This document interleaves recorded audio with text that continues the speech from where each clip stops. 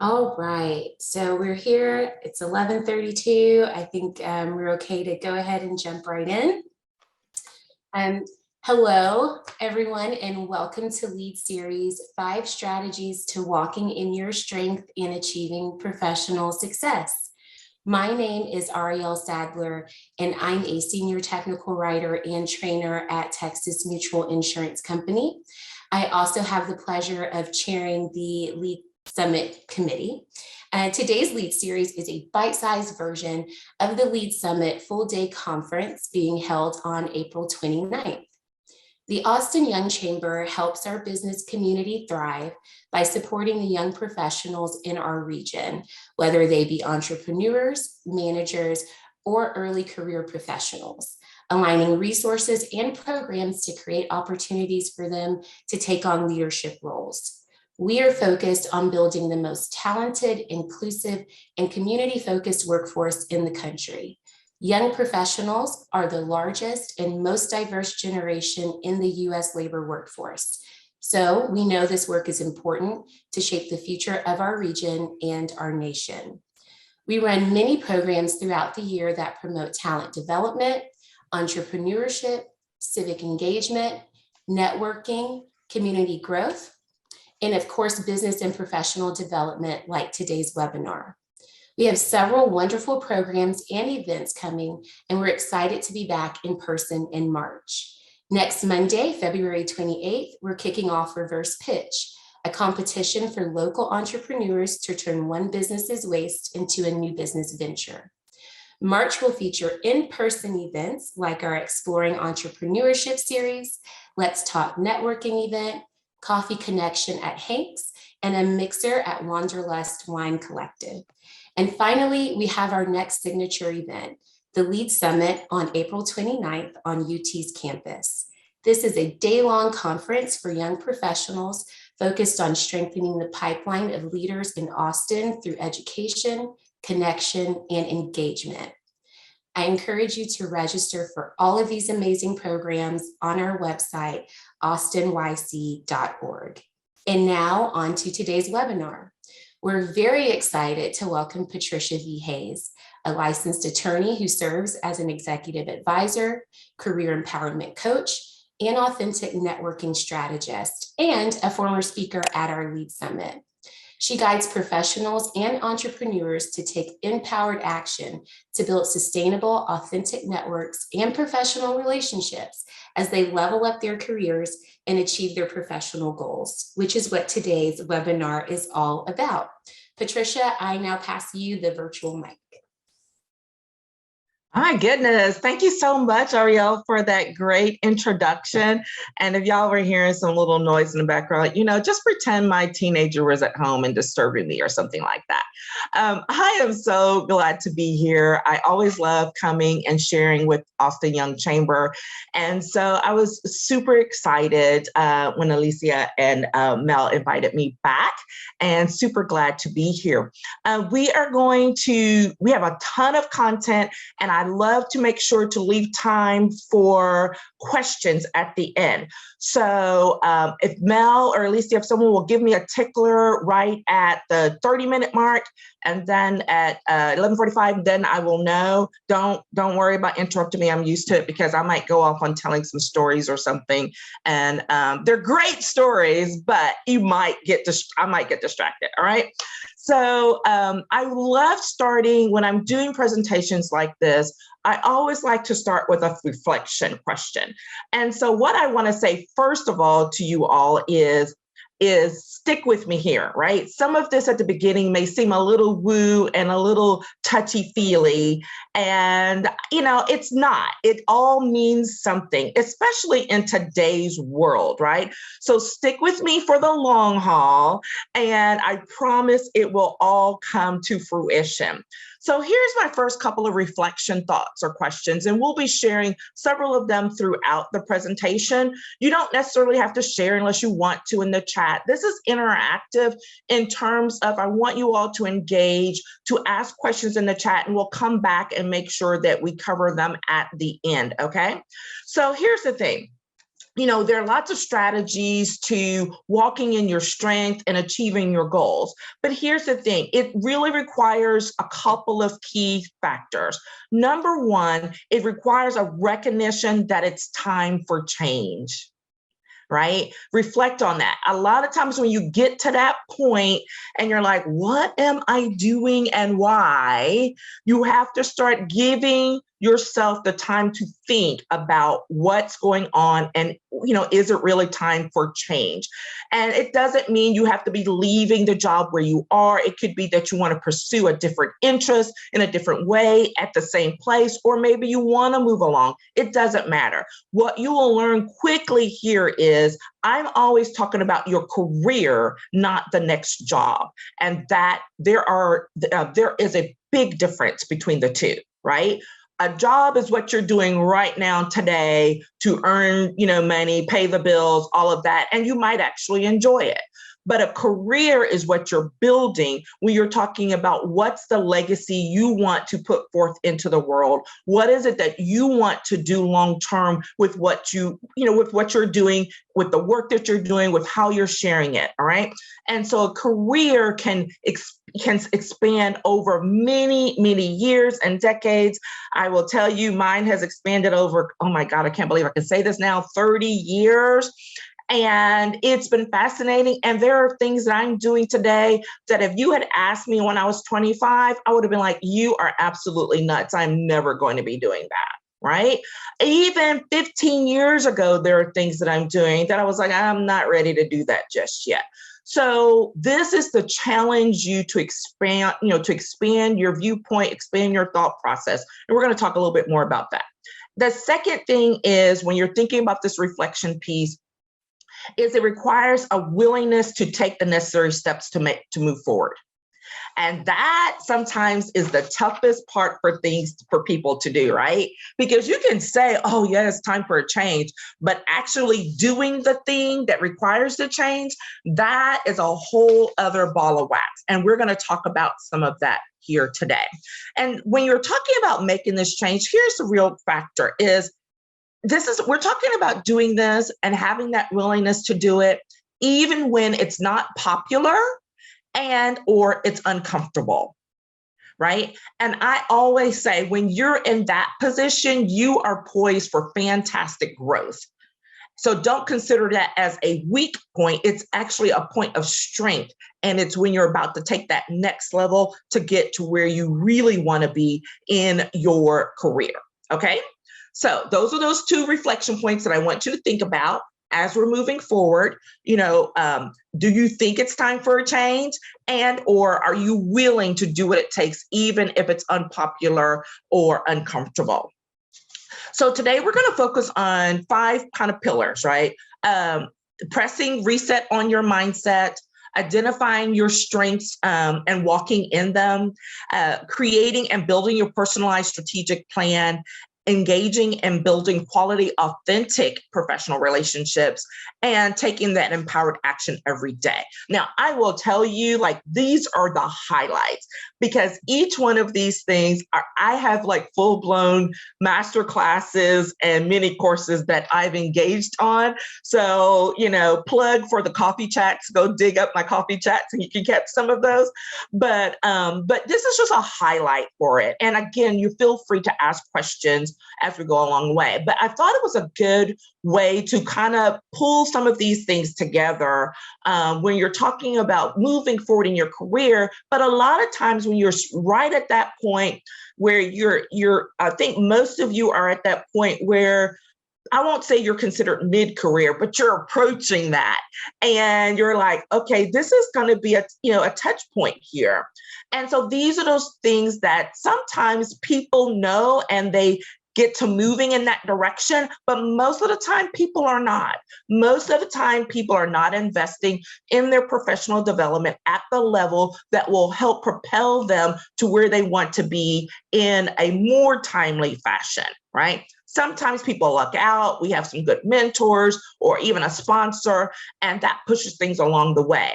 But the things I'm talking about are going to apply regardless of where you are in your career, because here's the thing. These touch points are not going to just happen once. They're going to happen several times along your career journey. So I want you to think about it and view it from that perspective, which is a much broader, a much bigger, the 40,000 viewpoint, as opposed to looking down at the weeds in the ground. Okay. So the first and the second we're going to do together, because we're really talking about mindset when we're talking about what are you going to do when it's time to move forward or figure out what it is you want to do. And this is one of those things, this is one of those woo moments, I'm telling you already, but stick with me, where you really get to that point of trying to reassess where you are and why you're doing what you're doing, and if it's really what you want to keep doing. Is it really where you want to be? And if you're where you are, if you're like, well, I'm fine with that, this doesn't apply to me, just wait it out, right?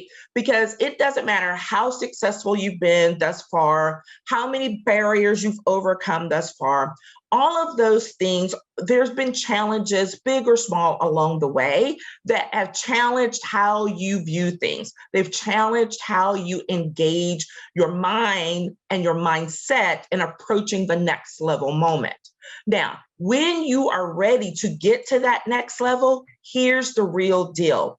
There are definitely going to be some challenges along the way that's going to require you to really dig deep, to engage in some reflection time, to actually write it out. We'll talk about that later.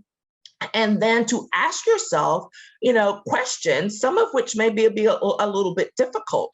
I remember when I came out of law school, I had already pretty much decided I was going to do legislative work. I was coming back to Texas. I went to law school in California, and I was like, this is what I'm going to do. But then there were moments where I'm like, what have I done?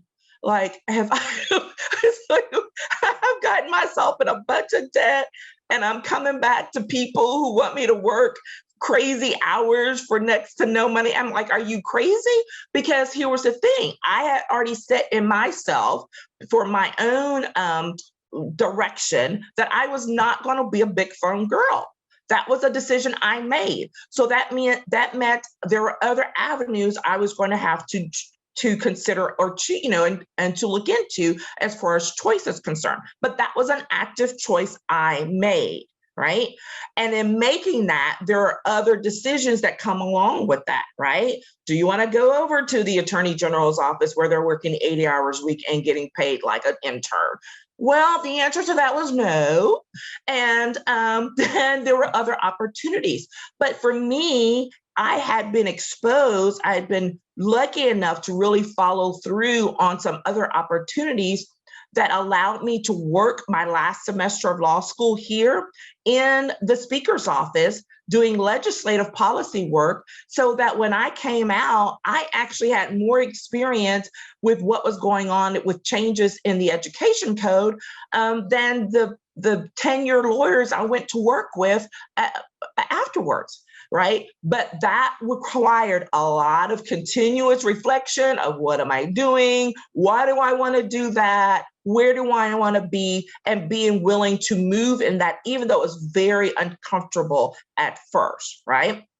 So those are some of the things that you probably have experienced. Write those down. You will want to go back to those moments to remind you that you can overcome because literally it happens all the time. Last year, I invested pretty heavily in a coach for myself.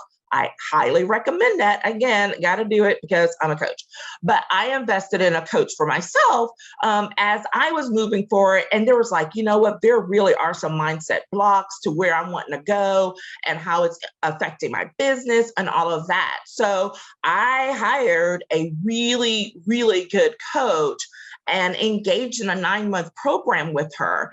And, did I get to all of the things I wanted to by the end of that time? No, because I'm a classic type A overachiever. But I can look back now and be like, oh my gosh, I really came a long way. How do I know that? Because I just took a look at my notes and my journals from that experience. And I'm looking at that, and I literally messaged my coach yesterday and said, This stuff is fire a year later, and I'm so thankful for you, right? So it's a matter of taking the time to do the reflection, to stick with it, and remember that you can go back and look and say, yeah, this might be tough, but I think I've done something similar before, and how you can get past it and move past it. And then it also helps with learning to know who you are. Right? There are times when people are like, oh, you're so wonderful and you're doing great. And I'm like, are you kidding? What are you seeing that I'm not seeing? Right? But we also know our personal strengths. While we overemphasize, especially women, we overemphasize our weaknesses, we have to learn to acknowledge our strengths. Okay. And this is that part that really feeds into developing a strong mindset that will carry you through all of the career shifts and changes in your life, not just from this job to the next. So first things first, if you're following along with the handout, you have to celebrate you and be ready and willing to walk in your own strength. Bottom line, there are times, and I say this and it sounds a little self-centered or something, and it's not. This is about self-preservation and self-care. I'm going to tell you that right up front, because when you get to a difficult spot in your career, you have to remember who you are and what your worth is, because there's going to be some negative stuff that goes on around you that you're going to be like, am I crazy or what? And it's like, it's not you, honey. It's not you, right? So you have to know how to celebrate you to begin with. Small wins, big wins. Too often we take a negative, it really is kind of taking a negative viewpoint on ourselves when we only acknowledge our quote big wins and not the little wins, right? Not the, okay, I was not feeling well today, but I got through, 10, pieces of email and a client call, and that's all I could do today, right? Well, guess what? That's a big win if you really if you were just sick, or, for me, or if I just finished, traveling the weekend with my boy child who's a triple athlete and spent my Sunday at a combine. Like, come on. So like, what happened to my weekend? So these are the things we have to acknowledge. It's like, yeah, we don't always do everything that we say or want to do right then, but it's a journey. We need to quit treating things like it's the destination, because that is highly stressful. So we have to take that step back and remember, this is a journey. Where am I today on this journey? And let me celebrate that, okay? Stop hiding behind the facade of low confidence and poor self-esteem. Now, a lot of times people are like, okay, that doesn't apply to me. Well, even the best of us, even those type A overachievers, actually, probably we are even more prone to having some low confidence moments and self-doubt, major self-doubt, okay? So don't hide behind that. This is a point of vulnerability. Again, another woo moment, but sometimes it's worth it when you're sharing with someone else, because guess what? You find out they're feeling the exact same way. So while you are special all your own, some of the things you're experiencing are not special or unique. And you only know that when you share and talk and engage with others. And that's a part of building those relationships, building a solid network that you can tap into for various needs and purposes. Secondly, you want to make sure you walk authentically in your strengths, right? Think about those things that really feed your soul. I am happiest, lose complete track of time when I blank. What do you fill in the blank with that? Now, I'm not fixing to go down that road of telling you, well, whatever's in that blank is what you should be doing as your career. That is not what I'm saying. Sometimes those things overlap. Right? I am not one of those coaches or professionals who's always harping on, oh, go feed your passion with your work, because I love the example that people gave that there are a lot of passionate basketball players out there who can't play worth a lick. And so they are not going to be going to the NBA anytime soon. But that doesn't mean they can't do it for fun, that can't be an outlet, it doesn't mean that they can't go and that's how they give back in the community. A lot of times the thing that you fill that blank in is what will tide you over in the moments of distress or when you're needing to figure out what you're doing next and you need to say, let me take a break, let me take a breather, right? And figure out what I can do next. And this is something you may engage in. It may be a hobby. It may be something professional.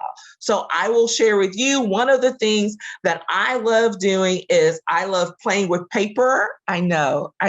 It sounds really weird, doesn't it? But so scrapbooking and creating things. Now, how does that feed me? Because there is a creative portion to it. And it's the creative process that bleeds over into the work that I do every day. Anyone who follows me on Facebook knows that I cook a lot. People are always asking me like, when do you have time to cook like that? I'm like, hey, y'all are assuming I'm cooking like this to feed my family. They have nothing to do with this. They just get the benefit of it. This is a total stress reliever for me. And it allows me, again, to work that creative side of my brain. And I'm probably problem solving along the way. Right. So a lot of the times, the things that really feed our hearts and our souls may be a part of what we do professionally, and we need to lean into that and utilize it to leverage us to the next point in a way that will be helpful. So recognize it, because somebody would have been like, what does paper and cooking have to do with you being a coach? It's all about that creativity piece, right? And so I'm always having to go to think outside the box for solutions to people's problems, their concerns, helping them. And that is how I feed that creativity piece, right? And here's the thing, when you do that, you're walking authentically in who you are and not trying to make up what you're doing and live by somebody else's standards. We're going to talk about that a little bit later. And this is something that's really tough on us, particularly, when you're a young professional. I remember that because people are always trying to put you in a box. Do not get put in a box. I don't care what you're doing. I don't care what your profession is. Do not get put in a box. Right? And because that will limit your view. It's kind of like when you have, when you see the horses with the blinders on and all they can see is what's straight in front of them, but nothing on their peripheral view. And that is when you're limiting who you are as a person coming into the work that you do. That's what you're doing. You're putting those blinders on. And at some point, that's going to keep you from seeing some great opportunities that are out there and available for you. Okay. Thirdly, we want to make sure you recognize your strengths and how to identify them. So I talked a little bit about that just now, but here's the thing. We have to put on the coat of confidence for who we are first. When we believe in ourselves, we can believe in what we do and how we do it. So don't run from the things that you enjoy or that, that don't fit into someone else's box. That's what makes you unique. So lean into that instead. Don't run from it. Oh, here's one of my favorites. Create your personal value story. Finding your personalized story requires that you listen to yourself. Oh my gosh, there I go with that woo-woo stuff again. All right.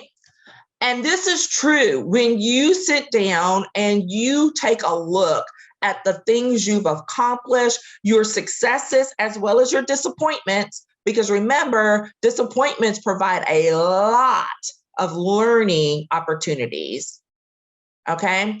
But all of it comes together to tell your story. So I mentioned that I was taking a look through my journal from my coaching from last year. And I came to this part right at the beginning, a list I totally forgot about that she had us do. And she called it our warrior list. And she's like, I want you to write down the top 10 things that, have been really challenging in your life and that you really had to overcome. I'd totally forgotten about this list.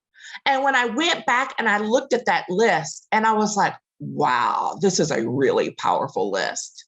And I started thinking about what they had in common, things I had totally forgotten about, but what they had in common, and about being able to overcome difficulties, about resiliency, about building confidence and layering on empowerment on top of that. I was like, hey, what do we got to do today? Like, I'm ready. Let's go. Okay. And those are the things we can do but you have to know what your story is in order to be able to do that. You have to be willing to go down memory lane, not to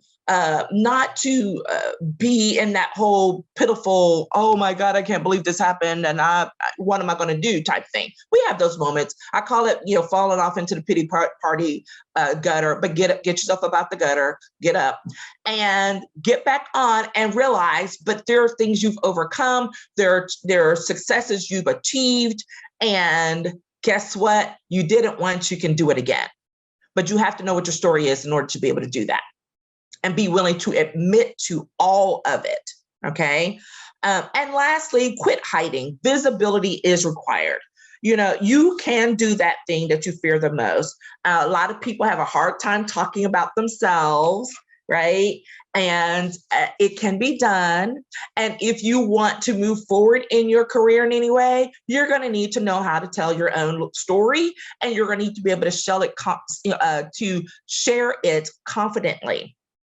Okay. And so don't be afraid of that. I can tell other little, tips and strategies that I've used. I'll tell you about one of them a little bit later, but it's about putting yourself out there. Remember, I already said about being uncomfortable. So visibility may not be about being on stage, even though that's the number one thing people hate doing. They hate public speaking. So I'll own up. I already told you I'm a unicorn. The two things I love to do the most are two most hated things in the professional development world.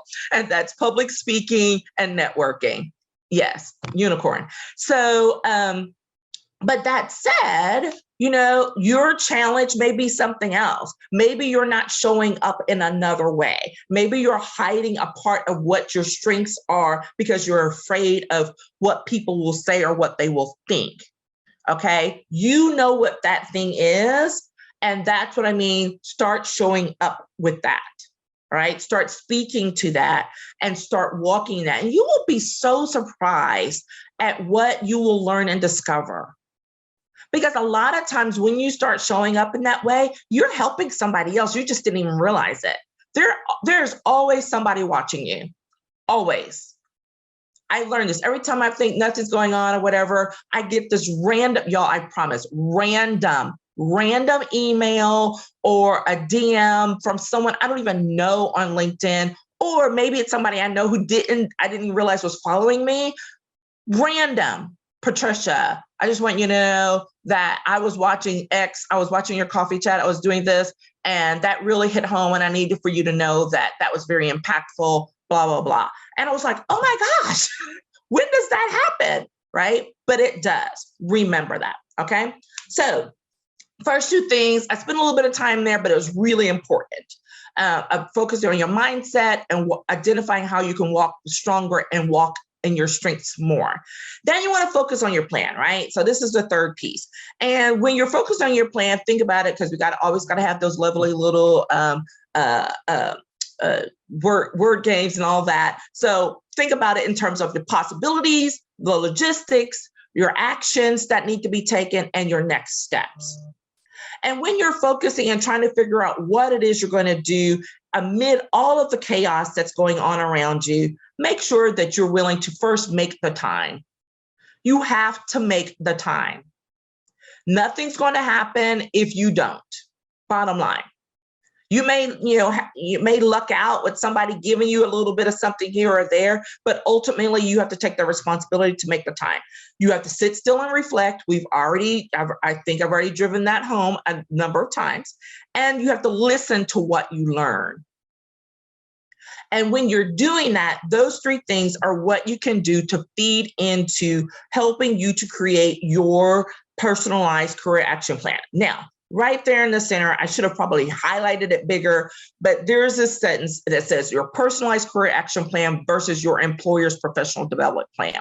And a presentation I made a couple of weeks ago, someone said, What's the difference between that? I'm like, oh my gosh, well, let me make sure to hit on that. Because your personalized career action plan is not the same as your employer's professional development plan. There may be some overlap, but they should never be the same. Here's the reason why. It doesn't matter who your employer is. They could be the best employer on the face of the earth. They have hired you to do a job, and they are going to make sure that you do the things that will help you to do the job they've hired you to do, and that will keep you happy in the job they've hired you to do. Now, if your career goals entail doing something other than the job you're doing right now, 15 years from now, this is where the point of departure occurs. Okay? Really, really important. So it's not, this is why I said focusing on your career and not your job. Because when you're looking at your career, you're thinking about experiences you would like to have, places you would like to work, places you'd like to be when you're working. I mean, I still have a dream of working from the beach one day. I am not even joking, right? No kids, a beach, and a laptop. I will be perfectly okay. All right. 20 years ago, I would have thought it was crazy for even saying that. But I'm in a different space. So it's evolved over time. And I'm like, yeah, that's on my list. Okay. And so those are the things you can put on your list. If you put that on your list for professional development for your boss, they're going to be like, what are you talking about? We're not paying you to go work on the beach anywhere. Because that's not a part of their plan. Your plan and their plan are not the same. And it's okay. Just remember whose is whose. Okay? Super important. Now, that said, that's the viewpoint that you take when you're going through all of these things. When you're looking at the possibilities, the first step toward creating a sustainable plan for those goals is to chill out and dream, right? When you were a kid and you say, I'm going to do this and I'm going to do that. But the older we get, I hate to tell you, the older we get, the less we dream and the more we fall into that pattern of doing things because other people say they should be done. And I am going to challenge you to bring back some of that kid-like dreaming that you used to do and bring it back. Okay. So I always say, how much brain lounging time do you allow in your day or week? One of my old bosses, when I worked at the university system, I used to walk into his office like mid-afternoon. He'd be sitting on his couch with his legs kicked up. And I'm like, I am over here sweating like a dog, running around doing whatever. And he's sitting up here lounging. And I'm like, what is going on? He'd be like, Patricia, come in, sit down. I'm like, I do not have time to sit down. And so he started asking me questions and doing stuff. It took me a couple of months before I finally figured out what was going on. What I thought was him sitting down, chilling out, he was plotting and planning. He was thinking, because thinking is work, y'all, right? And so when he invites you to come in and sit down, like, you better come in and sit down because you're about to learn something. And I learned that. And so I then started making sure I scheduled my own brain lounging time because it's important. And it doesn't matter whether you're doing it on your employer's time, and that's something you can work into your schedule, or if it's on your own personal time, make sure you schedule that time to do the brain thought, okay? To think about some things, to always kind of like do a refresher, do a review. I wonder where that's headed. Let me keep note of that for next time, okay? I already told you have to get uncomfortable. To grow, get outside your comfort zone. Bottom line, it's gonna be uncomfortable sometimes and it's okay. So we have to remember 3 things. Leave room to dream, consider the potential in any situation, and allow your imagination to run free. That will give you some space to make yourself open to opportunities that will come in. Again, sounds very woo. I've done this for 30 years, you guys. Trust you me. There are some things that have come to me I never could have planned for if I hadn't been open to them to begin with. Okay? And a lot of barriers to recognizing those possibilities. What are they? First of all, only looking at what is versus what could be. That's that, one-track mindset. Worrying about how others will view the situation. This is one of those things that we always still, as adults, have. You think you get rid of that once you leave high school. Y'all, it does not go away. So we just have to keep moving past it. That's a whole other conversation. Happy to share. Let's see, make sure I got through those. Yes, those are the two main things. Now, when we get to the logistics of things, we want to make sure that we're looking at the details of what it is you would like to do. Again, we're talking long term. Who do you want to work with? What do you want to do? When do you want to do it? Where and how? Down through the years, I would keep a list of the different boards that I like to serve on. I'm really committed to community service and being involved in the community. And so I would put different boards on my list. Some of them I'd laugh when I write it because I'm like, oh my God, that's a really big one. I don't think I'm ever going to get on that board. But I put it on my list because why? I'm dreaming. And it's a part of, for me, professional development. I have learned so much from the people I have served with, and they have become invaluable parts of my professional network. So it's not just, yes, I'm very generous with my time and have had to learn how to adjust it over the years, but it's also fed into what I do and who I am as a professional. Okay. Make sure that you create the story that works for your dreams. Don't get caught up in someone else's standards. I reminded you about that earlier, about what is the quote right version. If this time that we've been in the last 2 years doesn't tell you, don't worry about what's quote right or wrong in terms of, your growth, this is the time, right? This is the time to question that and to challenge it and to move forward in it. You also want to make sure that you remember to be flexible in your planning, right? And build in those alternative solutions that will make it less likely that you abandon your plan. Because when you're one track, when something happens, then you're like, oh my gosh, I don't know what to do. So you have to build in that level of flexibility. For a lot of people, for some people, this is a really uncomfortable space to be in. Right? They just want it to go 1, 2, 3, 4, and they do not want 1, 2A, 2B, 2C, 3. Like they don't want that. But unfortunately, life does not does not go in that way. And so you have to be willing to be flexible and don't fight it. When you fight it, it makes it hard and painful. I'm speaking from experience. So this is one of those go with the flow and see where it takes you sometimes. All right. And lastly, make sure to get the plan out of your head and onto paper, right? We have a lot going on up in these brains of ours, and we will forget it as soon as we finish, worrying ourselves over it for 24 hours and then move along and not do anything with it. So the idea is to make sure when you write it now, it makes it real.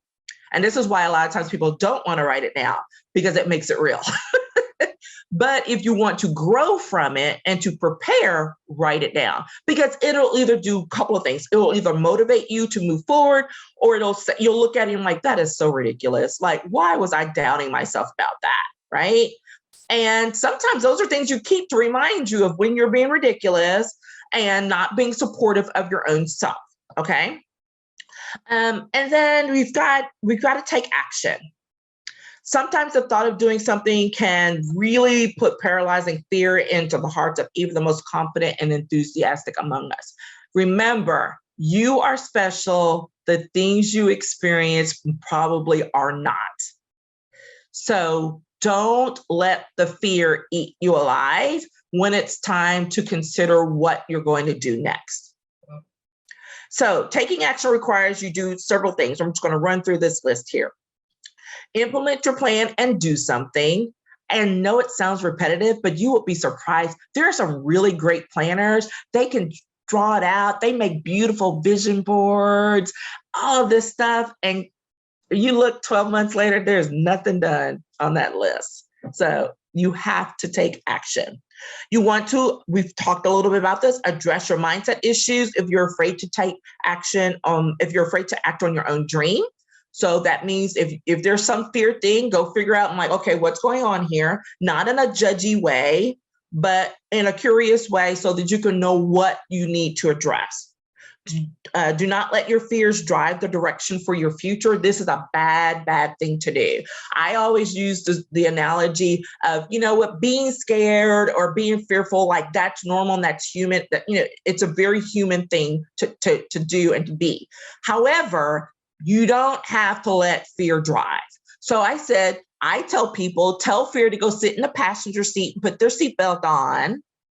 And no, peanut gallery driving. So they can come along for the ride, but that I'm in charge, right? And that sounds silly, but it's a very great visual way when you get to that moment, but like, okay, you're here, you're real, so because there's those challenges where people's like, oh, being fearless. I don't know about that, right? That brings up a whole other piece of issues. So it's okay to be scared about some things, but just don't let it drive all of your actions because it won't take you very far. All right. Take baby steps. Do one small thing that moves you in the direction of achieving your goals. A lot of times, I know, classic type A, I already told you, we will bite off more than we can handle at one point in time. Right. So, and being very impatient on top of that, it's like, but I need this to happen right now. Probably not. Probably not. It's probably going to be okay if you take a little chunk and get it done. Remember, I said you're celebrating those small wins, taking those small steps, because taking those steps forward means there's momentum, and that's what you want to make sure is happening. Okay. You don't want to get stuck. And a lot of times we get stuck because we're thinking, oh, I have to take this big giant step. And then we get scared and procrastination and all the lovely things fall into place. Okay. Be ready to endure false starts. They happen, y'all. Be ready to reevaluate the situation, reset, and start again. It just happens. I know I've had more than my fair share, and I've done that whole pity party in the, in the gutter thing. And then finally it's like, girl, get yourself up and get over it. Let's go. Okay. Let's see, be ready to work for what you want. It does require some work. Rarely does a dream opportunity arrive on a silver platter. So you got to be willing to do the work. Then when we're finishing up our next step, our end with our next steps, take the next step is about keeping the momentum going. How do you decide what to do next when there seems to be so much before you? Take a deep breath, clear your head, think about what's the next step on the thing that you're doing, and don't be afraid to ask for help. That last one is what gets most of us in trouble. We don't want to ask for help because we think that we are the only ones, having this problem, right? So do not be afraid to ask for help. Also, don't be afraid to leave opportunities on the table. Do not leave opportunities on the table. You want to be afraid of that. Do not leave opportunities on the table. That's one of those things that I see people do all the time because they question the validity of it, or they're like, oh, that's not good enough, or that's not real. And then you have a fantastic opportunity, whether it's meeting someone new or getting exposed to a new project or whatever, and it ends up in someone else's lap. And then you're like, what did I just do? Okay. So you don't have to take every new opportunity, but don't blow them off either. All right. Now, I'm moving past some of these reflection things. I know you're wondering, like, she said we're going to have, but I told you it was a lot of content. So what it means is you have homework. You have homework. All right. So we're going to move on because I think you want me to get through these things rather than to do some of that. But you see where things are headed, right?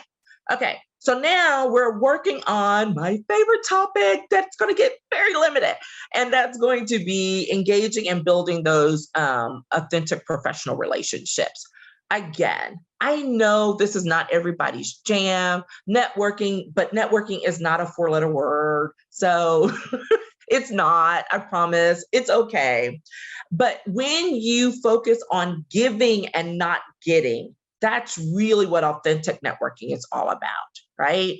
If you ever hear me talking, I'm always talking about you giving, not just what you're getting. You can be a recipient, you can receive, but receiving and taking are two different things. They are two different, like, the energy is just different, right? So you want to give and be open to receiving from others, but not limiting yourself to just what can I get, because you won't go in it. That's very transactional, and that's it. You will not get very far after that. Okay. So if you focus on authentic connections, you will break out of the networking box.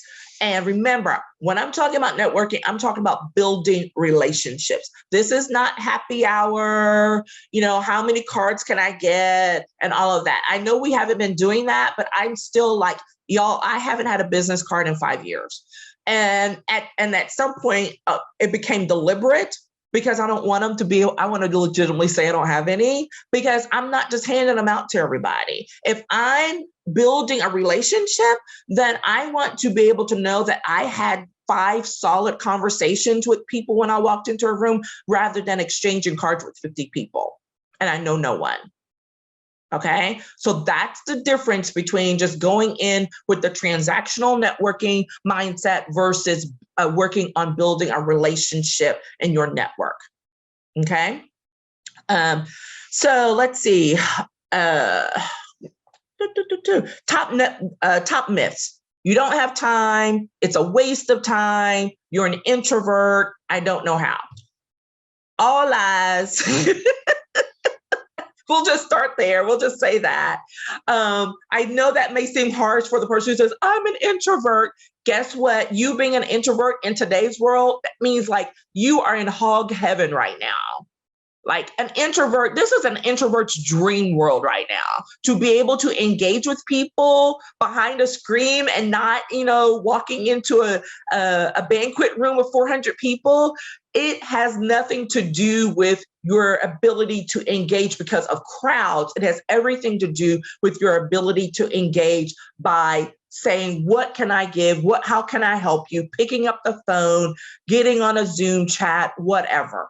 Okay. Building relationships, it does not have anything to do per se with your personality type.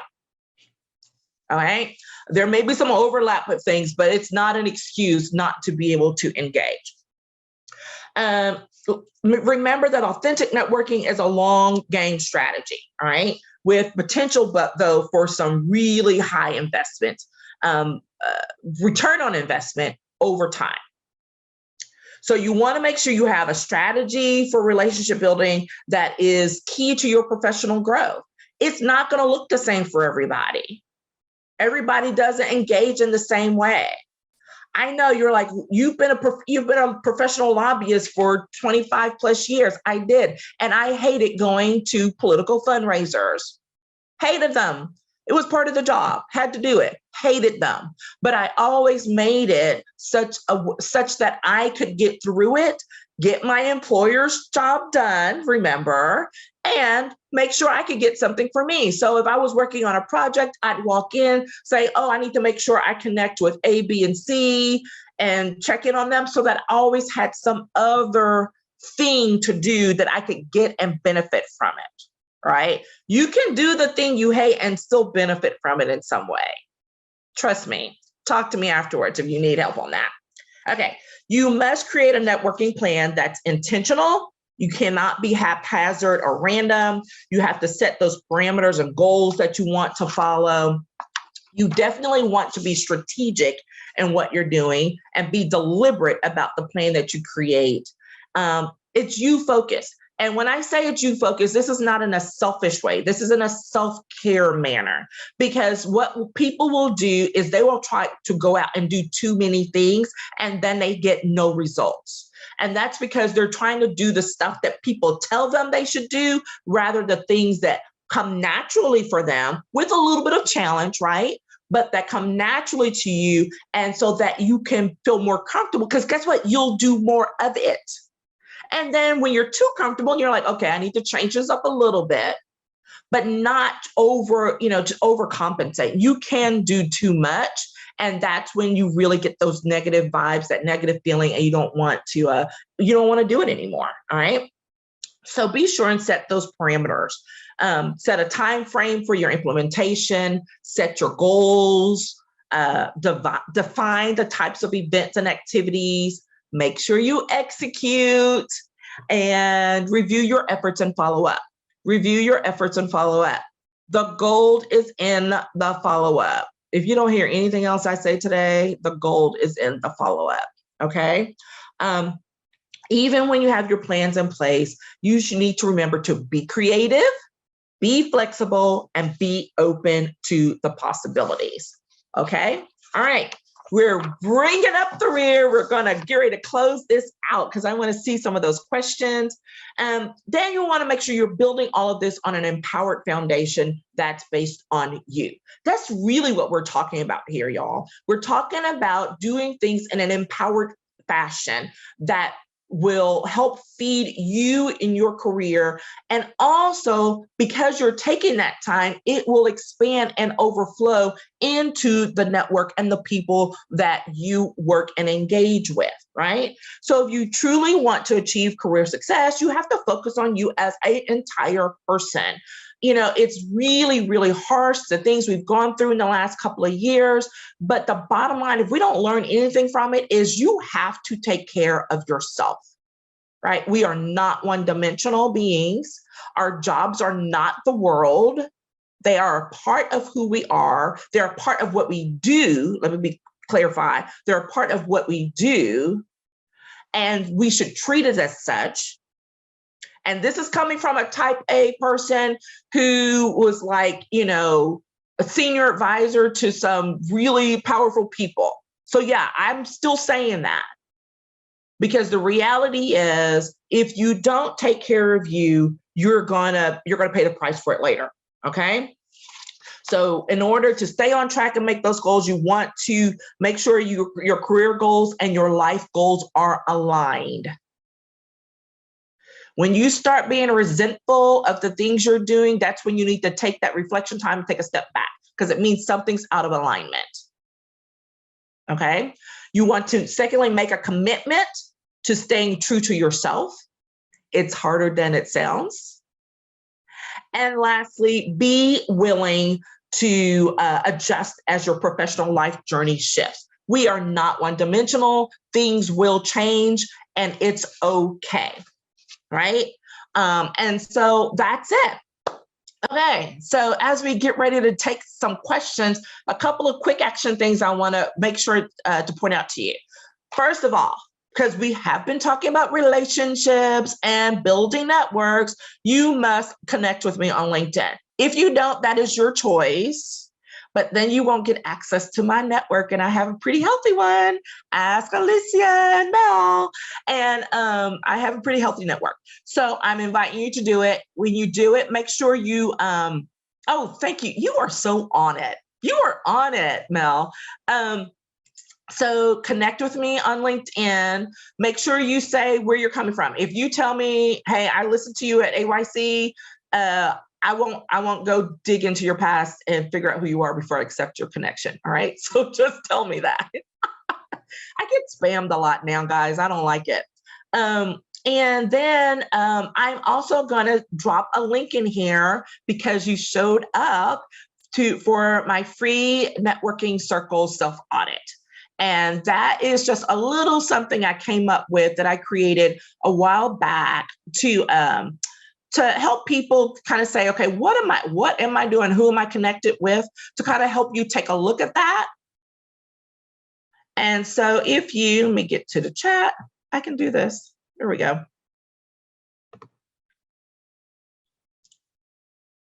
There we go. Okay. And so you can click on that, drop in your email, and it'll give you access to that document. And so hopefully it can be helpful to some of you to help you think through that.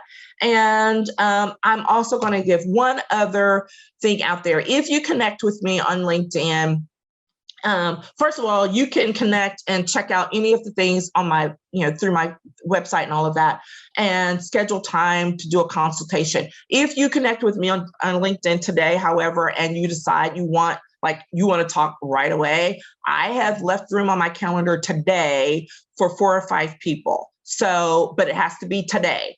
Otherwise, you can check the calendar and we can schedule some time out later on. So there we go. Where are we looking on questions? Did I throw that all out there fast enough?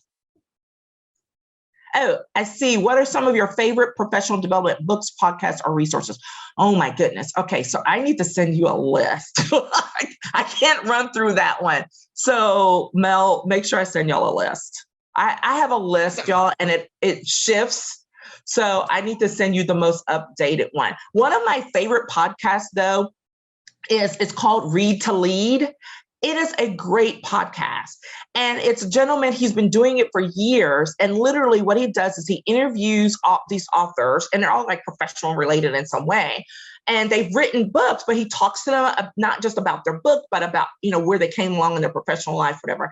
I have been listening to that off and on for years. I still love it. I still love that podcast. So that is one of my favorite podcasts. And professional development, oh gosh, there's a bunch. Yeah, don't make me start to line. There is a great networking book that I always recommend. Is the 550.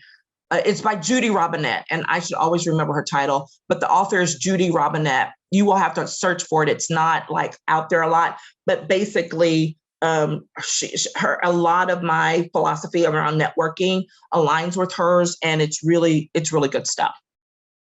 Let's see, what are some tangible things you can give when building professional relationships with new people? Kristen, give in what way? So you were mentioning that it's about, not just taking, but you want to be able to give and receive. And especially when you meet somebody new and you maybe don't know what they want, I sometimes struggle with, okay, what can I give to them, or what's valuable? And it could just be conversation, but I was wondering if you had tangible examples. Yes. So this is what I used to find business cards useful for. I would, when you're talking to people, and we don't have them now, but when you've been having a conversation, just literally listen to the things they're talking about, right? If they like to read, if there's certain topics they enjoy, if they have kids, all of those things, because what you may give to them may not be right then in that moment. It may be as you are continuing to keep yourself up to date on things, you come across, you're like, oh my goodness, Kristen said that she really loves to read books about X. And I just came across this great book. And I will say, hey, Kristen, I just read this and thought of you. I don't know if you've seen this yet. That is how you give. That's how you nurture your network. It's literally paying attention to what they're interested in, what they're doing, what projects they're working on, and then feeding them either information or connecting them with people. And the easiest way is just flat out ask them, what do you need? Yeah. What do you need? Exactly. Don't make assumptions about it. Yeah, it's great to just start with questions and get to know a person. Yep. Great. Thank you. You're welcome. I say, Patricia, it doesn't look like we have any more questions, but it does look like we're right at 12:30. Yeah, I don't know, unless they posed up above. Those were the ones that came in below. If for some reason, oh no, I did. Okay, good. If for some reason I missed a question or you have one, feel free to hit me up in the comments or DMs or email me or something, and I'll be happy to pull together some things. And you probably end up seeing it in a post somewhere on social media. I won't call you out. I'll just use it as a way to answer questions. I won't call you out. Perfect. Awesome. Well, this is great. I mean, so much content, the worksheets, like guided notes, are my jam. So that was very helpful. And I think obviously those reflection prompts will help all of us to continue through it. So thank you again so much, Patricia. You're welcome. And thank you, Ariel. And of course, connect with her, but we'll send a post-event email out with the recording to this, as well as some of the links to things that Patricia referenced. Yeah, but other than that, thank you all for hopping on today. Thank you. You're Have a great rest of the welcome. day. Bye-bye. Bye.